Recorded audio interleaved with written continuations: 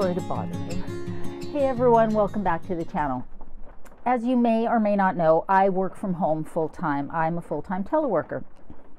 And I have been since the pandemic actually started and all the lockdowns happened and they sent us all home. Before that, I was working from home 3 days a week and going into the office, and they sent us all home. Before that, I was working from home 3 days a week and going into the office 2 days a week. But the goal was always for me to be a full-time teleworker. In my mind, that was always my goal, because I knew once I could be a full-time teleworker, I could move my tiny house to Vancouver Island. I was living in Calgary, and we have an office downtown. My company has an office downtown Calgary. And so once every couple of months, I would go into the office to pick up supplies and drop off files that were completed, paper that needed shredding, all of those things. Well, since I've moved to Vancouver Island, the nearest office, like center, is an hour and a half away. I'm not doing that anymore. I have my supplies actually delivered to the tiny house, but now I have to deal with what to do with the files that are done and the paper that needs shredding. And so today I'm going to deal with that, because what I was doing in Calgary is not going to work here. I get a lot of questions about working from home and in general working from home from the tiny house. So I thought I'd sort of answer those questions as I go about doing what I need to do. So first of all, let me show you what I'm dealing with. So what you see here is my coworker, Sophie, who is very helpful in keeping me company while I'm working. So what I've got here are a bunch of files that are completed, and then a bunch of paper from previous files that were completed. And what I had been doing, like I said, was once every couple of months, I would go into the office downtown Calgary, and I would drop off the files that were completed, and I would drop off any paper that needed shredding, but mostly everything was still in file folders. And they would get sent to a place called Iron Mountain, which would store the files for a specific number of months before they would then shred them. When I became a full-time teleworker, my company sent me this shredder for shredding miscellaneous papers at home, because the information I deal with is confidential. Well, this shredder is not enough for shredding everything. It was fine for shredding the occasional thing, primarily because I was going into the office. Well, now I'm not. And so that's no longer going to work. What I'm doing now, because I'm no longer taking my files into the office, is when the file is complete, I'm now pulling everything out so I can reuse the file folder. And what I had been trying to do was shred those papers in that shredder. Now, that's a good shredder, but it's not good enough to handle this much volume, primarily because it would get too hot and then shut down. So I've done some research and found out that both Staples and UPS will shred paper confidentially. Actually, they use Iron Mountain, the same company that would dispose of would dispose of the paper, that disposes for the paper of my company, if that makes sense. Anyways, so what I'm going to do is I'm going to take all of this there today. I think I'll try Staples in Campbell River, or Courtney, one of the two, because they can handle this for me. And what they do is they charge $1 a pound to shred. So I've probably got, I don't know, 10 pounds worth of paper by the time I'm done all of this. So yes, it's a cost. I can get reimbursed by my company, but it's a more efficient way of dealing with this. It's obviously ends up getting recycled, and it gets shredded properly so that all of the information in these files, all my clients' information, is kept secure. So that's what I'm going to do today. So in the meantime, let's talk about working from home. One of the questions / comments I get the most when I tell somebody that I'm a full-time teleworker is, don't you get distracted working from home? I could never work from home because I would get so distracted by the dishes or laundry or my chores, things like that. So they asked me if I ever get distracted. No, I mean, sometimes I get distracted by Soph because she decides she wants to get up on my keyboard and lay down, or on my lap. I think it really depends on your personality. I have no problem not getting distracted by those things. First of all, I live alone. The house is usually pretty tidy. And secondly, so you put a load of laundry in. How's that taking any longer to throw a load of laundry into the washer or into a dryer than it would for you to go and have coffee at work and sit and chat with people in the break room for a little while, just to take a break from your desk? No, I don't get distracted at all by those things. I find that I really like being able to do that sort of stuff if I need to, instead of having to come home and do it. But you end up actually working more hours, I find, working from home than you do going into the office. Because I would normally, in Calgary, when I was going into the office, I would leave the house at 7 in the morning so that I could catch the train downtown and get into the office by 8. So now I still get up at 6 because I'm so used to getting up at 6, but I can take my time, I can have my shower, I can have my coffee, spend some time with Sophie, and I'm still sitting down at my desk by about 7:15. So just after the time I would leave to go to catch the train to get to work, I'm sitting down at my desk ready to go with my coffee. And I regularly work past my 4 o'clock end time because, I don't have to rush to catch a bus. So if I just want to finish something up so that it's done and I don't have to, finish it up the next morning or on Monday, I can do that, right? I'm here. I don't have to rush to catch transit or to get on the road and beat traffic or any of those things. I apologize that you can hear the rain on the roof again.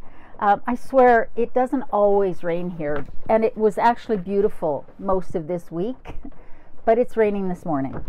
Anyways, another really great thing about working from home is the fact that it doesn't matter what the weather's doing outside. So Calgary had a big snowstorm last week. And I was talking to my kid, and he was talking about how, he was worried about the roads. They hadn't cleared them yet. And would they be clear in time for him to get to work? I remember that stress of always listening to the road conditions, wondering if the snow was going to be cleared in time. When you work from home, you don't have to deal with that.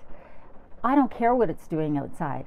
I'm safe and warm and cozy in my tiny house, and the only weather event that affects me is if we have a big windstorm, which happens quite a bit here on the island, and the power goes out. And now I have the measures in place, my battery banks, my rechargeable lights, battery operated lights, that I can power my modem, I can power my laptop, my monitor, anything that I need. So I can actually continue to work from home even when that happens.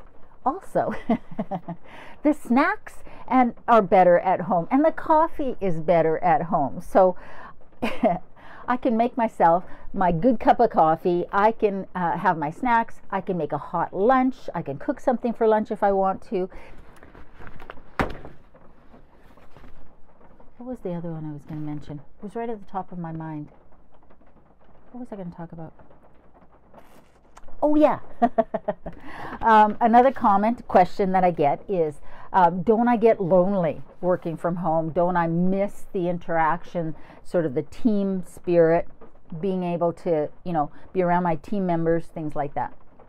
Well, yes, and mostly no. I mean, I do miss seeing my teammates in person, but since the pandemic hit and we all got sent home, The only team member that I saw on a regular basis has retired. The others have moved. The other team members that would come into the office periodically have moved to either other roles in the company or to other jobs outside of the company. So nobody on my team actually did I used to go into the office and see on a regular basis. And only 2 of them are in Calgary. Most of my team is spread out between BC and Manitoba. So, including my manager, who's in Vancouver. Just before the pandemic hit, they actually renovated 2 floors in the building into these beautiful open concept offices with cubicles, but it was very collaborative, I think was the term they kept using. And I found that a real challenge. Prior to the renovation, I had my own office. It was a small, dingy little office, but it was my own office. I could close the door if I needed to. I normally had the door almost closed most of the time, and I didn't have distractions. So in this new concept office, we got to choose our seats, and I chose one in the corner next to filing cabinets, facing the window, so facing out, with my back to where people were walking, and I would put my earbuds in even if I wasn't listening to anything, just so that I could drown out the noise. And I because I found it so distracting to hear people talking and moving around, having their normal conversations. People would have their Zoom meetings, but they're in an open concept, and every time somebody would walk by, your instinct is to look up and see, oh, who is that? And I just found that so distracting.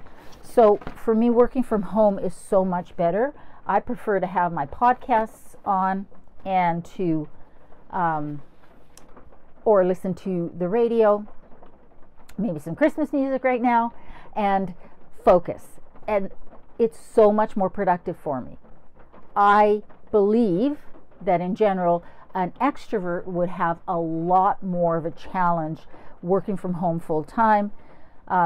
Because they get their energy from all of those things that I just said drain my energy, from having other people around, from being able to bounce ideas off other people, from just having that background noise and activity that actually gives them energy and helps them focus, which is the total opposite for me. So maybe working from home is easier for introverts than it is for extroverts. I'm probably generalizing there, and that's probably not always true.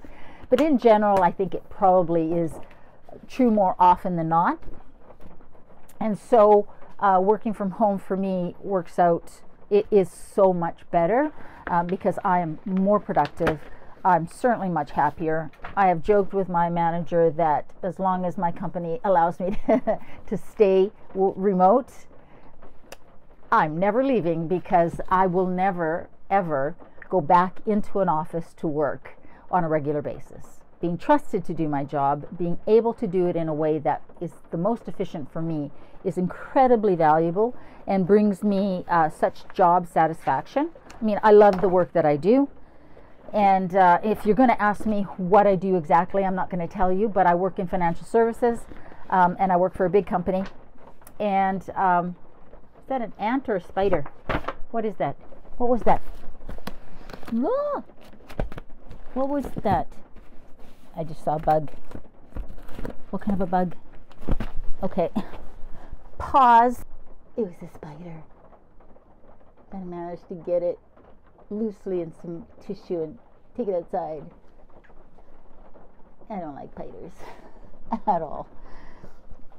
Anyways, now I will say that I was very intentional when I designed the tiny house to have a space dedicated to my office.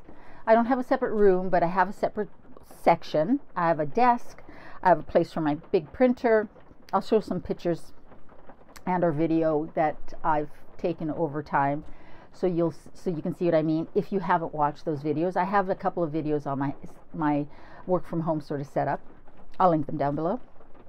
But I have a place for my files. I have a file drawer that locks, and I have a place to store supplies, things like that. So when it's Friday at log off time, everything gets put away, so I'm not looking at it all the time, which is really very important to me. And I also, Sophie, you got your butt pointing that direction. Let's do this. And one of the things I really wanted to avoid was, having my laptop set up on my kitchen counter and always be working around it, always having it open and in the way. So if you're, building a tiny house, designing a tiny house, I think it's really important to think about that, right? If you're working from home full time, if you want to start a business in your tiny house, take that into consideration when you're designing your tiny house, whether you're doing the layout yourself or you're having a professional build it. Make sure that you factor those things in. I'm going to be moving that back up into the loft to store it so that I don't have it here in the bedroom. I really love the fact that I have a window right by my desk, right there, so I can look out and I can see the deer walking through the meadow. I can see the snow or the rain when it's falling, the flowers in the summertime. It's beautiful, and it gives me a place to rest my eyes and a way to sort of have a little mini break as I'm working through my day. And the sun coming in also is really nice. It's nice in the Zoom calls, and it's just nice for my mental health to have that visual. So those are the things to think about when you're if you plan to work from home and you're designing your office space, is that sort of stuff. There are challenges from work when it comes to working from home, whether you're in a tiny space or in a regular sized house. For me, most of the things that other people might think are challenges actually work to my benefit for my personality type, for the way that I like to work and am the most efficient. For me, this is a perfect situation and was always my goal. Even when I was designing this house, before I built it, before I was a remote worker, a teleworker, I knew that that's what I wanted, and so I made sure to plan for it, because if I hadn't, it would be much more difficult to find a work situation setup that was efficient and didn't make the space feel cluttered. So that was really important for me. All right, guys, so I'm gonna take this stuff, pack this all up and get it ready to take. I'm actually going with a friend to have a late breakfast / early lunch, and then afterwards to Staples to get this taken care of. And I need some new file folders, and now I have a bunch. I know that there's still a lot of paper that's wasted. Unfortunately, I make a lot of handwritten notes because of my dyslexia. I can't work from just a screen.